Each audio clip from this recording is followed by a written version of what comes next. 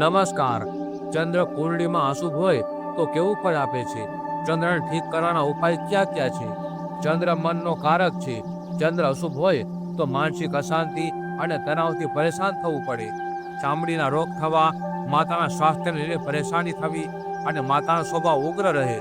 પ્રવાહી વસ્તુઓથી નુકસાન થાય, જેમ કે એસિડ કેમિકલ સંબંધિત કોઈ કાર્ય કરો તેનાથી નુકસાન થાય. આત્મવિશ્વાસ કમજોર થવાની સાથે મનમાં ભટકાવ ઉત્પન્ન થાય. ઉપાય માટે સોમવારે શિવ પાર્વતીની આરાધના કરવી. જૈન લોકોએ ચંદ્રપ્રભુ સ્વામીનો જાપ કરવો. સફેદ વસ્ત્ર, ચોખા, દૂધ અને ચાંદીનું સોમવારે દાન કરવું. એક મોટી ચોખા અને ચાંદીનો નાનો ટુકડો 11 સોમવાર નદી, નહેર કે સમુદ્રના વહેતા પાણીમાં પ્રવાહિત કરવું. સુમસાન જગ્યા પર કૂવો હોય એનું પાણી ભરીને ઘરમાં રાખવું. સોમવારે ગળામાં ચાંદીની માળા દાન કરવી. એ માળાને 10 સોમવાર અને એકાદશીના દિવસે ગંગાજળમાં સ્નાન કરાવવું.